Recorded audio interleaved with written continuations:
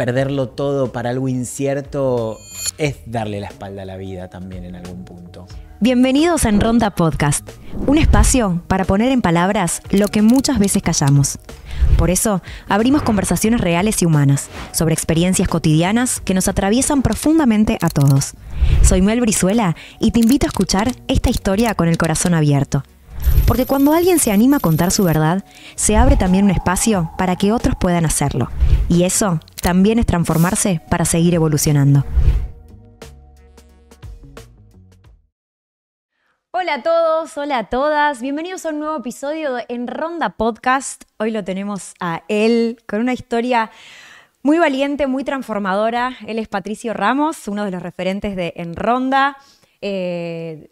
Terapias de constelación. Es mi profe también. Me encanta decir que es mi profe. Además es mi profe. Él ayuda a muchas personas a través de las constelaciones familiares, que es una gran herramienta que En Ronda, yo la conocí a través de En Ronda y que amo. Y hoy me toca entrevistarte con tu historia personal, que realmente no conozco. Y me parece que tenés mucho para decir y que también para compartir, como dijimos en el episodio anterior, hablar sana. Y creo que muchas personas van a resonar con esto. Pero bienvenido, Pato. Gracias, Mel. Un placer estar acá. Muy contento de este espacio. ¿Cómo llegó Patricio hasta acá? Un poco a los tumbos. No sé, fui criado en una casa con mucha libertad, la verdad. Siempre me dejaron probar todo lo que quería. Y creo que en esas pruebas y en esa curiosidad que siempre tuve desde muy chiquito, yo siempre ahí por qué, y por qué, y por qué, y por qué, como suelen ser muchos de los niños, pero yo era insoportable, ¿viste? Todo. Muy curioso. Mi mamá es maestra jardinera, así que entiendo que esto también tuvo mucho que ver con motivar e incentivar el juego, la creatividad. Y creo que eso, fui abriendo puertas. Algunas fueron más amorosas, otras no tanto, pero en definitiva todas forman parte del camino. Así que creo que la curiosidad y esas ganas de saber qué más hay Y del otro lado. en esas aperturas de puerta, como decías, que algunas lindas no tanto, abriste la puerta y había un vacío, ¿no? Del otro lado. Sí, sí, varias me tocaron Sí. así con ese vértigo. Yo siento que a medida que uno va creciendo van llegando situaciones donde todas las herramientas y los recursos y los aprendizajes que fuimos haciendo, ¿viste? Como son los chicos que aprenden a caminar cayéndose. Sí. Me servían para esos desafíos que la vida iba poniendo y que sigue poniendo, por supuesto. Pero sí hay un hecho en el 2015 que para mí marca como una bisagra en la conciencia, creo yo. Como a veces uno cree que está despierto y vive la vida de una manera. Y cuando haces ese quiebre te das cuenta que no estabas tan despierto como creías. Y en ese entonces vos, ¿en qué momento estabas de tu vida? ¿Qué estabas haciendo? Yo, mira, estaba en pareja, convivía, 3 años y medio de relación. Tenía un trabajo en la justicia estable, me iba bien y un día en Brasil estaba con mi pareja y le dije, me quiero ir a vivir a España. Y él me dijo, ¿y yo? Vos no sé, yo me voy a España. Así. Él jugaba al vóley y me había dicho para que lo acompañe y ahí me pregunté si yo estaba dispuesto a renunciar a ciertos lugares de comodidad para acompañar a alguien, por qué no me jugaba por algo que quería hacer para mi vida. Y así, no sé qué pasó en Brasil, pero algo me bajó ahí como una data de que me quería ir a vivir a España. Y por supuesto nos separamos en esa vacación y con razón, estaba muy enojado y tenía razón para que así sea. Llegamos a Buenos Aires y yo estaba tan convencido que sacrifiqué todo, digo, desarmé la casa, perdí mi pareja, regalé todas mis cosas y me fui a España en ese momento con una idea de querer probar algo con la actuación, pero en realidad lo que quería era vivir en España. Yo quería vivir en Barcelona un tiempo. Me fui creyendo que me iba a quedar más tiempo y en Barcelona en el 2015 en realidad viajo a Madrid a visitar a una amiga. Unos conocidos me invitan a una fiesta electrónica. Yo estaba ahí viviendo la vida que quería vivir. No iba mucho a fiestas electrónicas, pero estaba en España, Claro. digo, iba a probar todo. Así que ahí fui a esa fiesta y, y te lo voy a tirar y casi me muero por las pastillas y porque había algo mucho más grande en esa fiesta electrónica que tenía que ver con otras cosas, como mucha oscuridad. Pero sí tengo el registro de sentir que te levantás del piso y todos me dicen, bueno, eran las pastillas. No, no, yo me moría. O sea, y sentí que me iba, que me iba, que me iba, que me iba. Y estaba por nacer mi sobrino. Mi hermana estaba embarazada, iba a nacer mi primer sobrino. Y no me preguntes qué, en medio de toda esa locura, alguien, no sé, dije, yo no me puedo morir sin conocer a mi sobrino. Y recuerdo esa frase y hacer ¡pac! Y volver a anclarme. Y más allá de que me costó salir esa noche por otros motivos de esa fiesta, yo sentí que la vida me daba una segunda oportunidad. Y cuando la vida te da una segunda oportunidad, pesa. Mucha Porque responsabilidad. la vida es un regalo, imagínate recibirlo por segunda vez. Y después de esa noche quedé como una piltrafa. O sea, nada, tuve después que ir a un hospital, pedir pastillas, bueno, por un montón de cuestiones que además pasaron esa noche, además de ese episodio. Y yo sentí que había algo más grande que me había dado esta oportunidad. O sea, que no había sido una decisión mía, que alguien me había permitido una segunda oportunidad. Pero vos en ese entonces no eras muy consciente de que quizás ese viaje era por escapar de algo que no estabas viendo. No. Esa fiesta, ese escape con las pastillas, ese Sí. vamos a pagar. Todavía no lo estabas viendo. ¿De qué te estabas escapando? No, yo me iba a pasarla bien, a vivir una experiencia. Amaba Barcelona y esto fue en Madrid, pero digo, fue un lugar muy oscuro para mí, no solo por la droga. En este lugar había algo vinculado a la trata y terminé quedando medio enredado en eso y algo más grande me iba como diciendo, viste, como esos impulsos cuando haces algo por instinto que no sabes por qué lo hiciste, pero lo hiciste así y algo me permitió como salir de ahí, escaparme, sobrevivir. Y entonces esto fue un regalo muy grande para mí. Cuando esa noche terminó, ahí no tuve la oportunidad de preguntarme por qué, pero con el tiempo y cuando logré estar un poco mejor, me empecé a preguntar por qué estuve esa noche ahí y a qué había ido a España. O sea, después todo tuvo un sentido mayor. Ese impulso de haberme ido a España. O sea, yo hoy te digo, yo tenía que estar esa noche ahí, Sí. vivir esa experiencia y estar ahí, ahí bien abajo, ¿no? Sí. En este fondo. Sí, te hiciste cargo de esa responsabilidad que te dieron de esta es tu segunda oportunidad. Hay que hacerse cargo y rever un montón de cosas. No tuve mucha opción. Mira, yo había quedado como muy destruido, ¿viste? Y me tuve que rearmar. Entonces, incluso ahí en Barcelona me inicié en Reiki.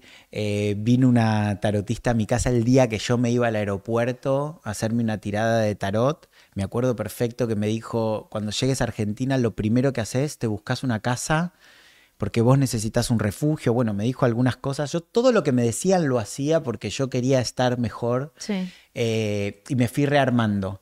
Pero previo a esto vos no eras un chico que iba a terapia, que hacía terapias holísticas, que conectaba Holístico no. Hacía terapia, Sí. hice terapia toda mi vida, pero digamos que más lo alternativo. A mí me pasó algo, cuando yo estaba ahí en Madrid, llamé a una amiga que hacía Reiki, me hizo Reiki a distancia, me hizo como una meditación. Yo empecé a llorar, sentí calor en mi cuerpo, me quedé dormido Y yo me levanté de esa siesta sintiéndome mejor y dije, ¿qué pasa acá? O sea, yo estoy en España, ella está en Mar del Plata, y me empezaban a hablar del Padre Pío, de Kuan Yin, de arcángeles, y yo a todo le decía que sí. Esto vos me decís que me hace bien, lo agarro. Esto me decís que... Después volví a Argentina, iba a las santerías, me compraba estampitas, y ahí vos me preguntabas cómo llegó Patricio hasta acá. Digo, ahí llegan las constelaciones, pero también en esa búsqueda de estar bien. Lo que me pasó con las constelaciones, que todas las herramientas me sumaron y me sirvieron, pero con las constelaciones se me fue la mandíbula al piso y ahí yo ya estaba mejor y fue como, yo necesito que alguien me explique qué es lo que está pasando acá, por qué está pasando esto y eso me llevó a querer estudiar. Dijiste que tu sobrino te había salvado la vida. Porque dijiste que no podías irte sin conocerlo. Sí, no le quiero poner algo tan grande a él. Yo lo que siento es que para mí fue la frase que me ancló. Sí. No sé qué me dio esa segunda oportunidad. Yo creo que algo más grande que mi sobrino también. Sí. Pero cuando llegaste a Argentina, lo primero que hiciste fue ir a... Mi sobrino nació yo estando en España. Porque yo me quedé un tiempo más, pero bueno, sí, volví muy, muy curioso porque volví siendo otro. Sí, no sé, en ese momento ni siquiera pude hacer tanto contacto con eso. Creo que con el tiempo me doy cuenta cómo la vida trae a la vida, digo, y lo que estaba sucediendo era que mi familia se expandía, mi familia crecía. Y ver que algo sigue hacia adelante te invita a mirar hacia adelante. Sí. Decías que siempre fuiste como un niño súper curioso de preguntar. Sí. Y contabas recién que cuando volviste de España volviste súper curioso. Como que había algo, ese niño, ese pato chiquitito, estaba volviendo a resurgir ahí para que conectes con él. Me llevó un tiempo. A mí lo que me pasó en España es que yo era muy miedoso. Tenía miedo a que me roben en la calle, veía algo raro, cruzaba de vereda. Cuando me pasó esto en España dije, uy, lo que va a ser volver a Argentina. O sea, si era miedoso antes, ahora peor. Y para mi sorpresa, llegué a Argentina y me di cuenta que había perdido el miedo. No le tenía miedo a nada. No le tenía miedo a nada. O sea, yo ya había estado, te lo digo así, en el infierno. Entonces, después todo tenía solución para mí. No me importaba. Que me vengan a robar. Claro. ¿Qué va a pasar? Si yo ya puse el cuerpo a otras situaciones, para mí al menos como más bisagra. Para mí fue espectacular eso. Como, ¿dónde quedó el miedo? Sí. Perdí el miedo. Yo siento que cuando uno está tan en contacto con alguna energía de muerte o con alguna situación, esto te impulsa o es una oportunidad hacia la vida, sin duda. Es como que valorás un montón de otras cosas y empezás a ver también, creo, la vida distinto. Para mí es inconcebible ver a la vida sin la muerte. O sea, son dos caras de la misma moneda. Yo tengo la sensación de que la muerte siempre está cerca y si uno no la quiere mirar, mira hacia la vida. La muerte nos impulsa hacia la vida. En algún momento la tendremos de frente, pero mientras tanto avanzamos. Y cuando pudiste integrar esa muerte, digamos, casi explícita, porque realmente casi estuviste muerto por un instante. Sí, pasaron una serie de situaciones como muy divinas, me sale. O sea, yo necesitaba unas pastillas porque tuve una situación de riesgo.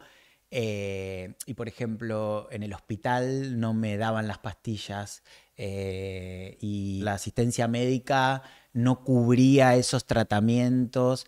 Entonces, y de pronto las pastillas aparecieron, en el hospital me decían, si no te lo cubre la obra social, nosotros te las vamos a dar por atrás.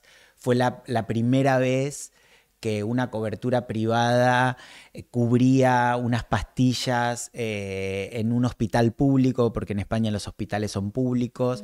Entonces se iban dando todas excepciones donde yo dije, che, ¿de dónde viene esta asistencia?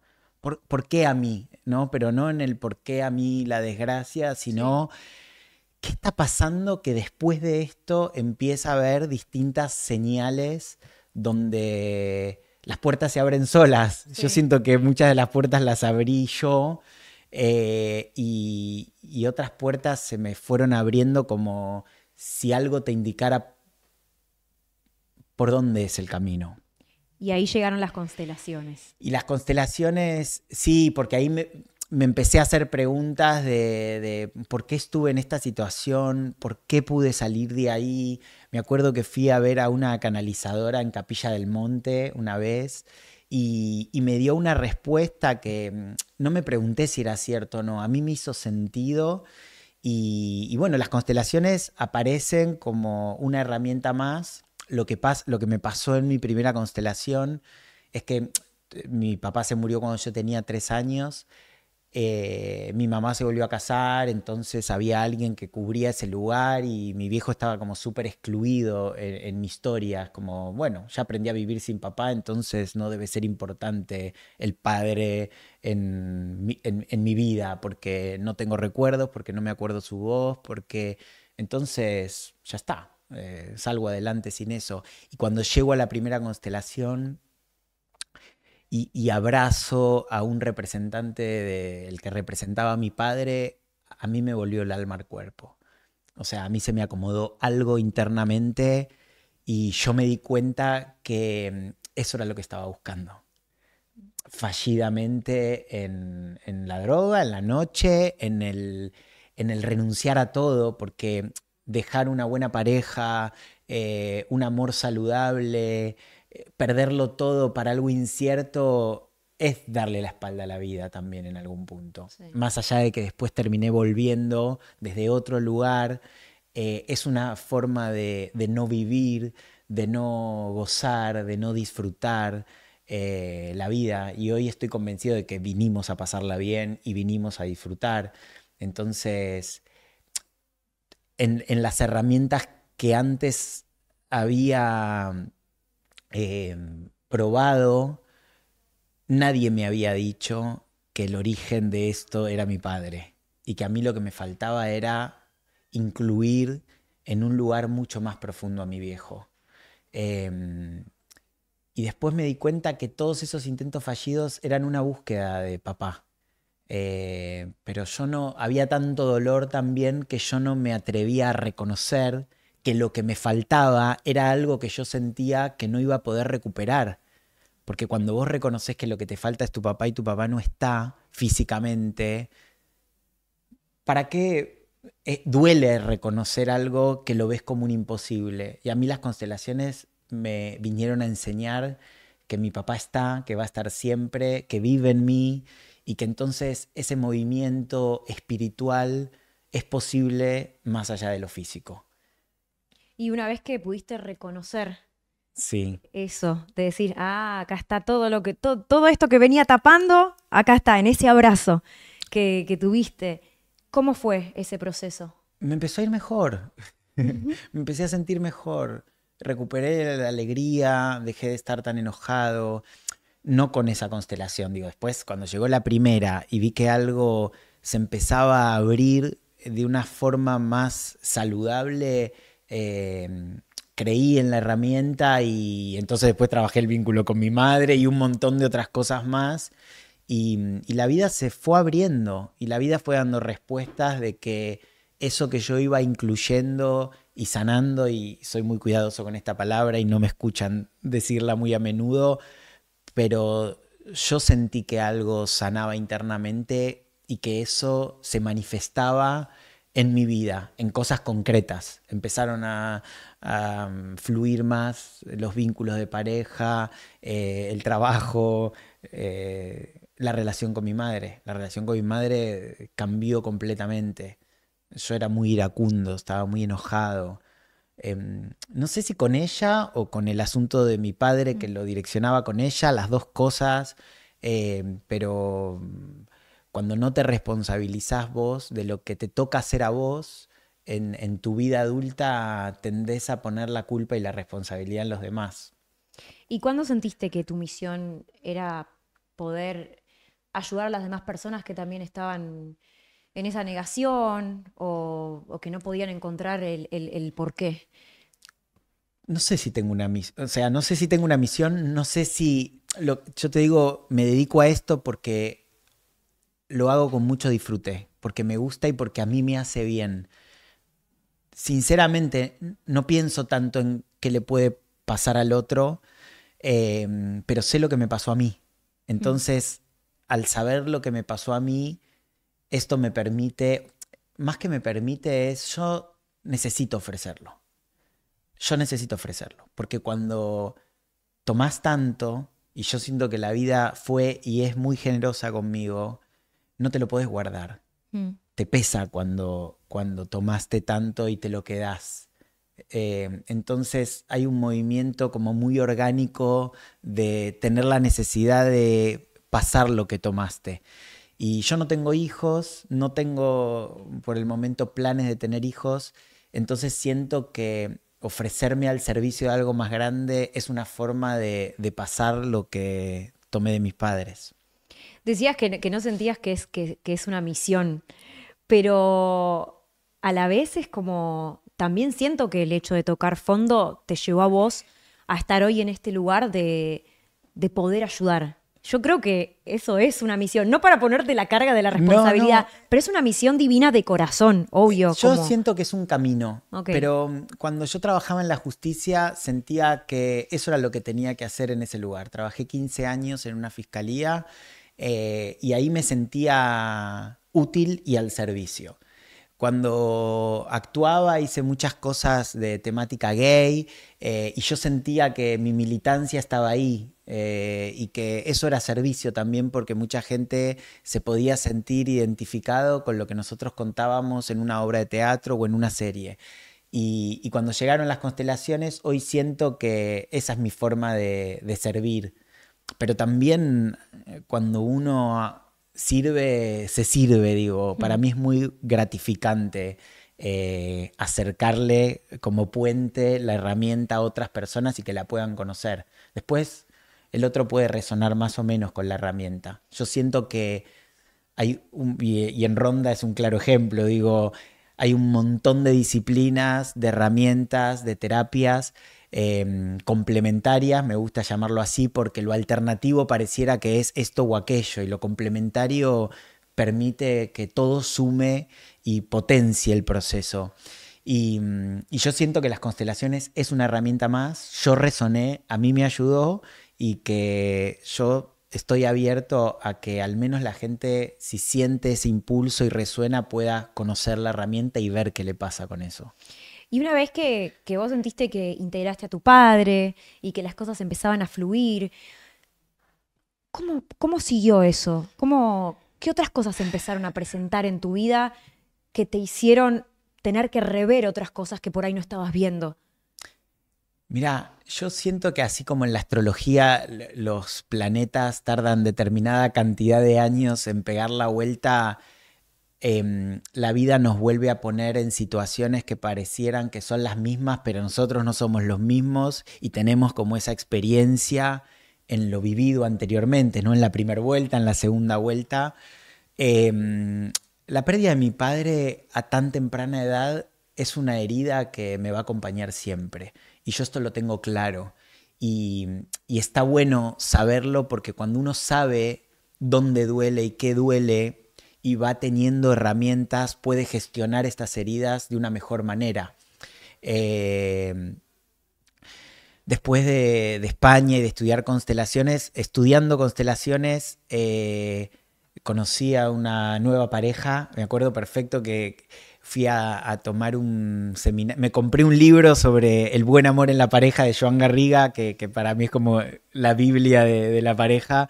Y había conocido 15 días antes a alguien que bueno, fue mi pareja y todo iba bien y había encontrado una herramienta que me encantaba, me iba bien en el trabajo, tenía un buen amor y dije, listo, ya está, ¿qué edad tengo? 30 y pico, 35, 34, genial, bárbaro, la vida me sonríe, me comprometo, me voy a casar y, Y bueno, él recibe un diagnóstico de cáncer y ahí todo se detiene y todo lo que proyectás pende de un hilo.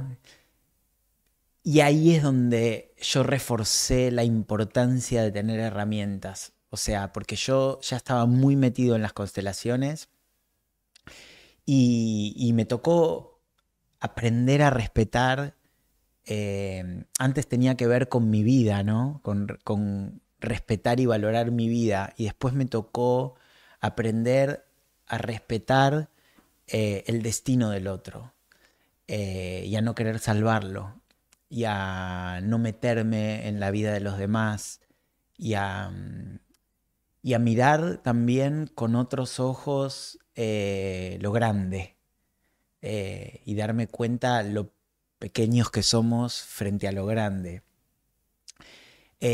Obviamente que pasé por distintos estados, pero, pero en algún momento siento que las constelaciones me dieron las herramientas como para gestionar un dolor que yo no hubiese podido gestionar de otra manera. Cuando estábamos cuando recibe Matías el diagnóstico, te quiero decir, fíjate cómo fui a mi herida de los 3 años. Yo salí corriendo de la clínica y llamé por teléfono a mi mamá llorando y le dije, me quiero ir. Me quiero ir, no puedo poner el cuerpo a esto. Y obviamente que se reedita esa herida. Entonces otra vez era la pérdida de un amor o la posibilidad de que eso se podía interrumpir.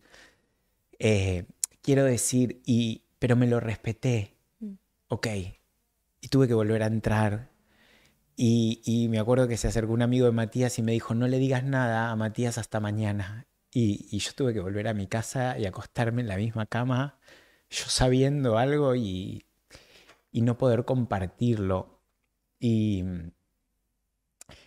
y fue difícil, pero después, cuando se puede nombrar lo que es, cuando se puede compartir, cuando se puede acompañar, yo creo que ahí aprendí a acompañar, eh, poniendo el cuerpo, poniendo el cuerpo. Eh, la otra persona no quiere que vos le digas que todo va a estar bien, que se va a salvar. Quiere que lo acompañes, quiere que estés ahí y acompañes también su proceso, sus decisiones, lo que puede, lo que no puede. Eh, Qué difícil, me imagino que vos en ese tiempo habías ayudado quizás a un montón de personas que estaban en el lugar que estuvieron en el lugar que estabas vos ahora y podías como transmitirles tu tranquilidad y tu no hay que salvarlo, pero estando vos en esa situación, ¿cómo sí. conectás con las herramientas que habías adoptado durante todos esos años? Ahí te das cuenta que el trabajo no termina nunca. Y yo ya sé que la vida me va a seguir poniendo pruebas como a todo el mundo, pero de estas dos situaciones que te cuento fueron los momentos de mayor aprendizaje. De mayor aprendizaje. Yo salí muy fortalecido. Te quiero decir, yo no me agarré ni una gripe durante la enfermedad de Matías. Eh, y, y siento que esto tiene que ver con poner conciencia y con hacerle lugar también a la enfermedad como parte de la vida. Y también vi el aprendizaje de Matías. Matías falleció, pero yo vi su proceso de cómo una persona puede estar en paz con su destino eh, y, y abrazar lo que es. Eh, porque las cosas salen como tienen que salir, no como uno quiere que salgan. Y después pasa el tiempo y volví a formar pareja y me casé y tengo una pareja hermosa. Entonces también en algún punto mirás para atrás y si bien no deseás lo que pasó, lo respetás y vos decís, bueno, esta pareja que tengo ahora no hubiera llegado si esta pareja no hubiera hecho lugar. Claro. Eh, Sí, siento que es clave esta mirada que vos ponés del sacar el por qué a mí y que vos pusiste el El para el para qué, qué. sí, sí. En ese momento no lo ves, no lo sabes. O sea, yo creo que lo interesante en estas situaciones es que las respuestas no llegan en el momento. Las respuestas van llegando con el tiempo y con lo que pudiste hacer con eso. Porque no es que llega una situación e inevitablemente vas a aprender y a crecer. Te pueden tocar 10 situaciones así y que vos no aprendas nada Sí. y que no veas nada. Porque seguramente yo, antes de lo de España, tuve un montón de oportunidades de aprender. No las vi, no pude, no supe cómo, no lo sé. Y la vida para mí va redoblando la apuesta cuando no la ves. Yo siento que no la ves, bueno, un poquito más. No la ves, un poquito más. En mi caso yo siento que hubo un límite también, pero creo que algo más grande me estaba llamando y yo no lo vi hasta ese momento. Bueno, no era el tiempo, lo tenía que ver después, supongo. Hoy te toca acompañar a un montón de personas que están Sí. en ese proceso de no verlo todavía. ¿Cómo utilizás esta herramienta tan hermosa que son las constelaciones familiares eh, para poder llevar estas enseñanzas?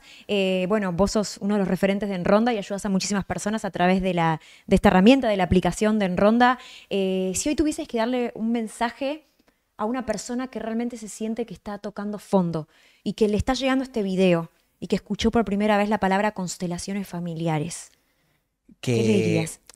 para mí que se permita la crisis, bienvenido tocar fondo, porque cuando no tocamos fondo a veces no pegamos, no despertamos. Eh, Uno evita el dolor, evita tocar fondo, evita lo malo, cuando en definitiva quizás ahí está la verdadera oportunidad.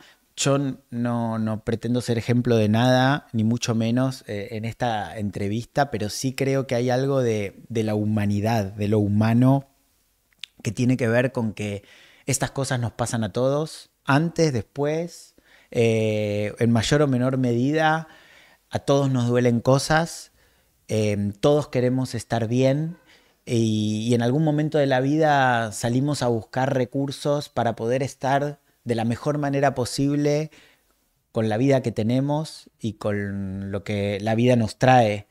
Entonces, yo lo que creo es que el que se queda sentado en su casa, el que no se mueve y espera que algo cambie, pierde el tiempo. Para mí la vida es movimiento y, y en serio creo que vivirla, o sea, cuando digo de vivir la vida, tiene que ver para mí con el movimiento.